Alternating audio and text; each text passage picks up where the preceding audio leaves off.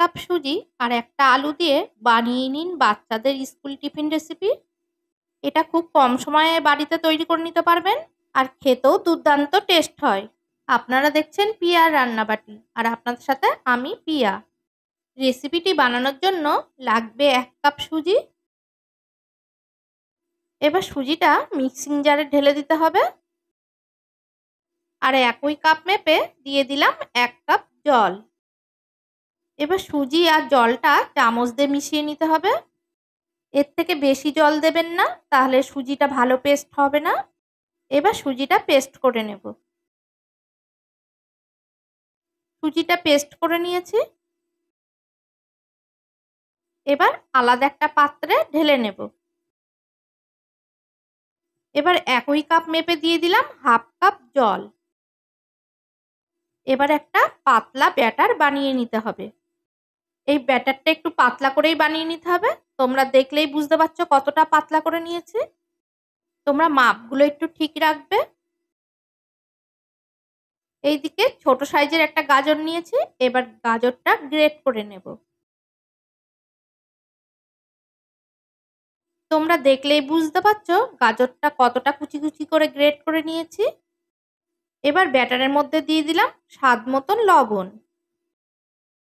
এবার দিয়ে দিলাম 1 মুঠো গ্রেট করা গাজর আর দিয়ে দিলাম 2-4টে ধনেপাতা কুচি। এবার সবকিছু ভালো করে একটা চামচ দিয়ে মিক্সড করে নিতে হবে। তোমরা ব্যাটারটা দেখলেই বুঝতে পারছো কতটা পাতলা রাখতে হবে। এবার এইদিকে আলুর পুরটা রেডি করে নেব। এইদিকে ওভেনে প্যান বসিয়ে দিয়েছি। দিয়ে দিলাম 1 টেবিল চামচ সর্ষের তেল। তেলটা গরম হয়ে গেলে দিয়ে দিলাম 1/2 চামচ গ্রেট করা আদা। এবার হালকা করে আদাটা একটু ভেজে নিতে হবে। এখানে মশলার জন্য নিয়েছি 1/2 চামচ জিরে গুঁড়ো, 1/2 চামচ ধনে গুঁড়ো আর 1/2 চামচ লঙ্কা গুঁড়ো আর 1/2 চামচ হলুদ গুঁড়ো। এবার মশলার মধ্যে সামান্য একটু জল দিয়ে মশলাটা কষিয়ে নিতে হবে। এই সময় আঁচটা লো ফ্লেমে রেখে মশলাটা কষিয়ে নেবেন। মশলাটা 1 মিনিট কষিয়ে নেওয়ার পর দিয়ে দিলাম একটা সিদ্ধ করা আলু। আলুটা একটু হাত দিয়ে এইভাবে ভেঙে দিতে হবে। এবার খুন্তিটা দিয়ে আলুটা এইভাবে ম্যাশ করে নিতে হবে। দিয়ে দিলাম স্বাদ মতন লবণ।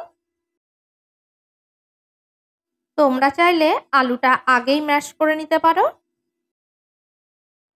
আলুটা 1 মিনিট রান্না করে নিলাম। এবার সবার শেষে দিয়ে দিলাম 2-4টে ধনেপাতা কুচি।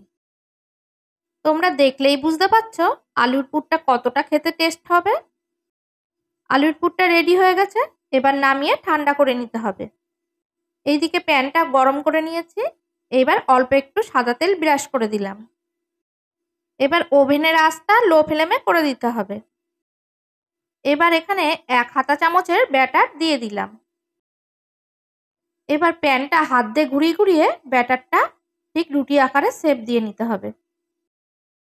তোমরা ব্যাটারটা দেওয়ার সময় চামচ দিয়ে একটু নেড়ে নেবে। এই রুটিগুলো একটা একটা হতে 2 মিনিট করে সময় লাগে। তোমরা দেখলেই বুঝতে পারছো রুটির ওপর দিকে আর কাঁচা ভাব নেই। এই সময় আলুর পুরটা রুটির মধ্যিখানে দিয়ে দিতে হবে। এবার রুটিটা ভাঁজ করে নিতে হবে। তোমরা একটু ভালো করে লক্ষ্য করলেই বুঝতে পারবে রুটিটা কিভাবে ভাঁজ করে নিচ্ছি। বন্ধুরা, আমার এই রেসিপিটা যদি তোমাদের ভালো লাগে তাহলে আমার চ্যানেলটি অবশ্যই সাবস্ক্রাইব করে দিও আর পাশে থাকা বেল আইকনটি বাজিয়ে দিও আমার ভিডিও নোটিফিকেশন পাওয়ার জন্য। আর এই সহজ রেসিপিটা তোমাদের বন্ধুদের মধ্যে শেয়ার করে দিও আর খুশি হয়ে ভিডিওতে একটা লাইক করে দিও।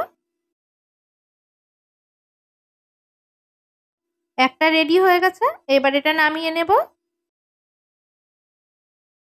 আর একটা বানিয়ে তোমাদের দেখিয়ে দিচ্ছি। 1 হাতা চামচের ব্যাটার দিয়ে দিলাম। এবার এইভাবে নেড়ে নেড়ে রুটির আকারে শেপ দিয়ে নিতে হবে। আর এই রুটিগুলোর তলায় একটুও লাগে না, আপনা আপনিই উঠে চলে আসে। রুটির ওপর অংশটা হয়ে গেছে। এবার আলুর পুরটা দিয়ে দিলাম। এবার রুটিটা ভাঁজ করে নিতে হবে।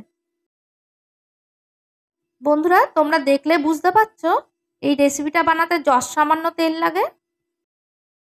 তোমাদের রোজ রোজ রুটি পরোটা খেতে না ভালো লাগলে এই রেসিপিটা একবার বানিয়ে খেয়ে দেখতে পারো।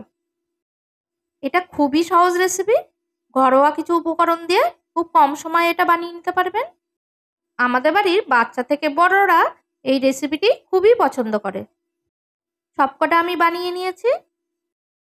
এবার তোমাদের টিফিন বক্সে ভরে দেখাচ্ছি।